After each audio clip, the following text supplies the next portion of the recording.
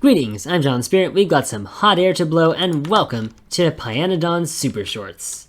I have two major goals today: to improve the speed of the Glassworks temporarily by adding hot air to this Glassworks, and then to switch from coal gas and tar to syngas. As you can see, I've just finished steel processing, so I'm going to go to coal processing immediately, as coal processing will enable me to use hot air. The reason I would like to move to syngas is that I'm using raw coal at an extremely high rate. If you don't have the extremely high richness that I have, you will find yourself quickly running out of raw coal if you use it on all this coal, gas, and tar and don't upgrade, as I did last time I tried to play this, and every time I tried to play it. This is going to be the first time for me that raw coal will not be an issue, but it still seems to me that I would do well to use other methods than sourcing raw materials out of the ground. I think that's very interesting as a project. So in general, the less the better. For now, upgrading to hot air will take me from 1.5 glassware per minute to 2.25 glassware per minute, which isn't very much. But it's worth it, seeing as how coal processing is going so slowly. But let's talk about calculations for syngas. Random note, if you're looking for glassware in Factory Planner, you need to search flask for some reason. The difference between the use of coal gas and syngas is that it seems to be halved. Although 1.5 or soon 2.25 glassware per minute requires 3.8 K coal gas, the same requires significantly less syngas, and we can get a proportionate number of petri dishes at the same small amount. We will of course increase this, but first let us find out how to make syngas. Way number 1, use coal gas and water. Way number 2 is an extension of way number 1. We can use tar and make more coal gas using the gasifier. For Factory Planner to use it accurately, we can turn on matrix solving mode, and for now this suggests that coal gas comes free. Before we turn on the matrix, we need 1510 coal gas input into the system, but when we turn it on and select coal gas to be free, we see we only need to input 785, because some of the tar we produce is turned into coal gas, which replaces it. Now we'll turn it off, so we can make coal gas out of raw coal. If you turn on the matrix solver again, we no longer need to select coal gas as a free item because we're getting coal gas from raw coal. Observe that we now only need about 1.5 coal per second, whereas before we were using about 10 coal per second. I could quadruple this and still not use the amount of coal gas I was previously using. Better yet, however, I can use the coal and find myself able to quadruple and still only use one destructive distillation column. Now that we've researched coal processing, we have access to all those recipes. Don't mind me, just researching logistics. And now power generation. Meanwhile, I've quadrupled my iron production. Why? Because I need to get a bunch of steel. With this regenerative heat exchanger, we will make hot air using stone bricks and pressurized air, which I will pipe in directly. To make pressurized air, we need the pressure pump, which requires that steel. To produce stone brick, I'm plugging 5 electric mining drills into 4 stone furnaces that will therefore be running constantly into this passive provider chest, which I have just requested. And right away we got hot air, so we're making more glassware. Before I dismantle this very temporary system, let's first make sure we have everything we need. We need just over 6 gasifiers for the syngas, however, because I don't really need it that much, I'm just going to make 6.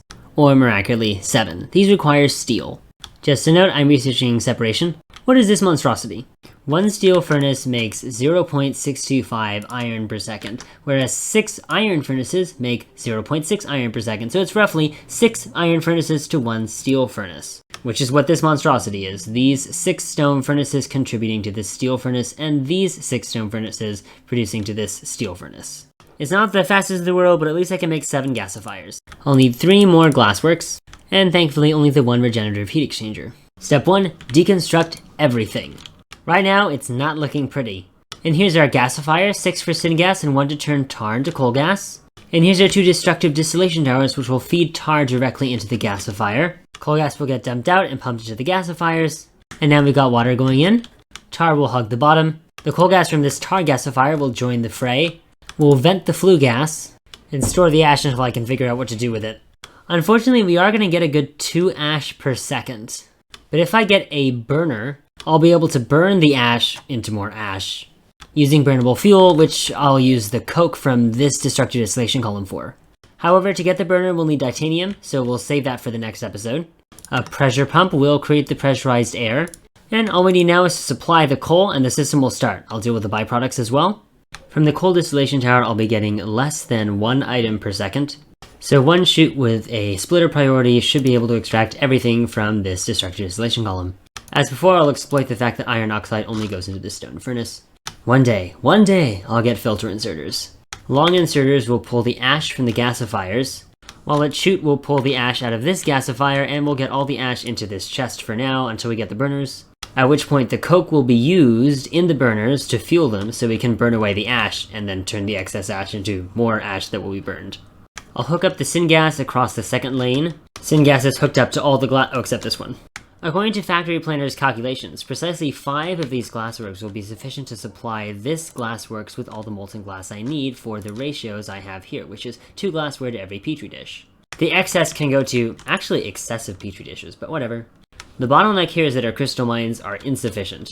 We can temporarily boost this up with fish, but that should be a stopgap measure while we wait for better quartz processing, which will be a big undertaking, but worth it. So this one glassworks will hook up to this glassworks, and these 5 glassworks will hook up with pipe spaghetti to this glassworks. And with the power slightly less pipe spaghetti, this hot air will end up connecting down to this glassworks. And because we need a majority of syngas to go to these glassworks anyway, I'm actually going to limit this petri dish chest so it eventually stops making excessive petri dishes. As you may recall, our number of gasifiers is precise. Now we have requesters for all of the quartz. Seeing as our coke is all the way over here, and yet we need to supply it over here, the answer is of course robots, because I'm not going to spaghetti that coke all the way over here. This coke storage chest will become a passive provider chest. Coke will be requested by this chest and put into the boiler and the high pressure furnace. And we'll do the same for this boiler. The burner is finished, so we're actually going to start xenobiology because I want to be able to make wood as soon as possible. Why this cellulose keeps running out and I don't have any wood. I can kind of fix that, but I don't really know where all the wood has gone. Oh right, it's right here. I'll fill this up. But since we need titanium for burners, we're going to move that to next episode. I think we've done pretty well for ourselves here, however, as long as this can keep up with the number of petri dishes and glasswork I'm making, which I'm pretty sure it can't, seeing as the rubber stopper is stopped, we'll have faster research, which is just what I'm going for. Faster and faster and faster until I can move up to green science. But for now, that's it for today's episode. As always, if you have any feedback, I'd love to hear it. I hope you enjoyed, and God bless you all.